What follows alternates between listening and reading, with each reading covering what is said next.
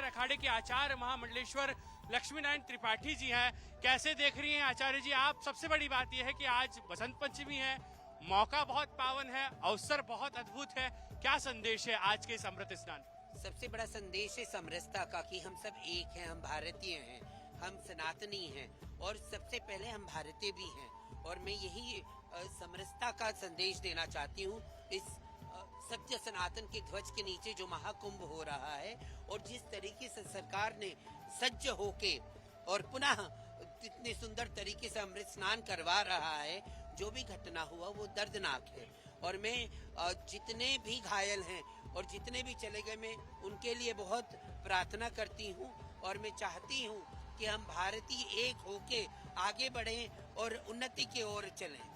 हमने देखा है इस पूरे अद्भुत आयोजन में लक्ष्मी नारायण त्रिपाठी जी की जात पात का बंधन भी दूर हुआ है। आपने कहा है कि जात पात तो ठीक है, कई ऐसे विदेशी अनुयायी भी हैं जो इस वक्त भारत की संस्कृति से जुड़ रहे हैं।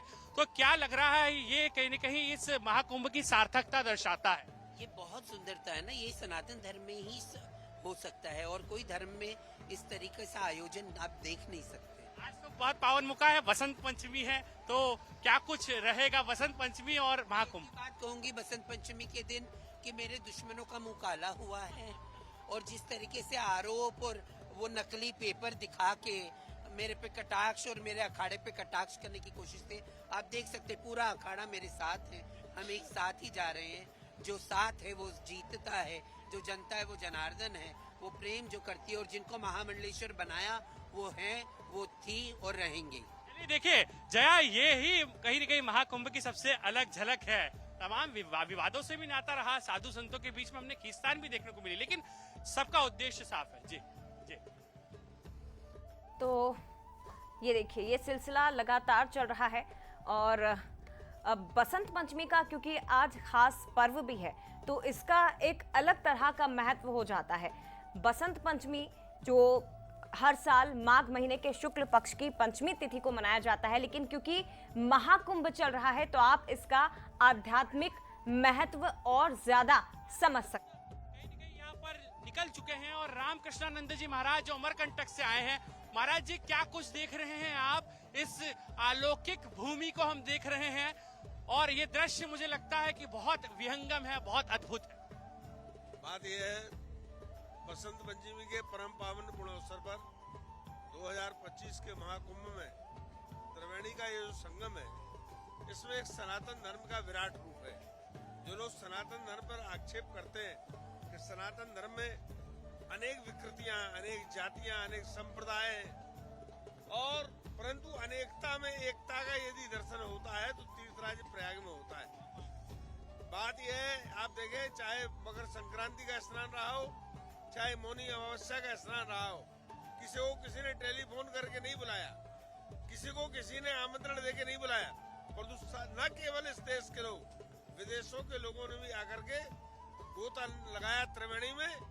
और लोग कहते हैं कि हिंदुओं का कोई एक मंदिर नहीं है, सनातन धर्म का इतना विराट मंदिर, लोगों ने गंगा में जल खड़े हुए त्रिवेणी में भगवान सूर्य नारायण को अर्घ दिया। इससे बढ़ के अनेकता में एकता का और परिचय क्या हो सकता है? हम लोग देख रहे हैं कि इस संस्कृति से तो प्रभावित हर कोई है। आपने कहा कि जाति पाति का बंधन टूट चुका है, लेकिन उसके भी पार हम देख रहे हैं कि विदेशी श्रद्धालु आ रहे हैं। बोलते तुम लोग, यह देश और इस देश की संस्कृति तभी तक बढ़ती है जब तक जातियां हैं। जो लोग कहते हैं कि जाति पाति मिटा दो, उसका हम डंके की चोट में विरोध करते। आज ये जाति ना होती, सारा देश क्रिश्चियन और मुसलमान हो जाता। आज बफर सिस्टम चल रहा है, सब खा रहे हैं। कोई पूछ रहा है कौन खा रहा है? होटल में खा रहे क्या आप चाहते देश में वर्ण संकरता हो जाए? आप जातियां मिटाना चाहते हैं? हम आपसे पूछते हैं, आप अपनी माँ बहन की शादी किसी से कर देंगे क्या? नहीं कर सकते ना, तो फिर कैसे जातियां मिटाएंगे? देश की नस्ल हम समाप्त करना चाहते हैं। देश में जब तक ये जातियां रहेंगी तभी तक देश की अस्मिता का सवाल रहेगा, तब तक देश की आन बान शान का सवाल रहेगा। इसका मतलब ये नहीं कि हम जाति का हमें घमंड हो, अभिमान हो, ये नहीं हो। सभी मर्यादित रहे, एक दूसरे के प्रति सद्भाव रखें, तभी देश सुख और अमन चैन से रहेगा। एक और संदेश यहाँ पर तमाम जो साधु संत है वो दे रहे हैं, और महाकुंभ की नगरी जिसका दृश्य अलौकिक है, अद्भुत है, और अविस्मरणीय है। अश्विनी सिंह के साथ पीयूष पारे, बंसल न्यूज, प्रयागराज। तो महाकुंभ की ये नगरी प्रयागराज की भूमि जिसका वर्णन वेदों पुराणों में भी किया गया है, ये वो भूमि है जहां खुद ब्रह्मा जी ने तप किया और इसकी महिमा का बखान अलग अलग ग्रंथों में भी आपको मिलेगा। और ये देख सकते हैं आपके ये छटा जो बिखरी हुई है, विहंगम दृश्य, और उन सब के बीच एक तरफ आप देखिए यहाँ पहुंचने वाले श्रद्धालुओं का अभिनंदन और दूसरी तरफ हर हर महादेव, जय श्री राम, हर हर गंगे, और तमाम भक्ति में झूमते हुए ये श्रद्धालु आपको प्रयागराज की ही इस भूमि पर दिखाई देंगे। महाकुंभ का आयोजन, भक्ति और आस्था की अद्भुत छटा, यहाँ जब आप पहुंचेंगे तो इस दृश्य को आप अपनी आंखों में कैद करेंगे, लेकिन यहाँ से जाने का आपका बिल्कुल मन नहीं होगा। तो ये सीधी तस्वीरें प्रयागराज से आपको दिखा रहे हैं।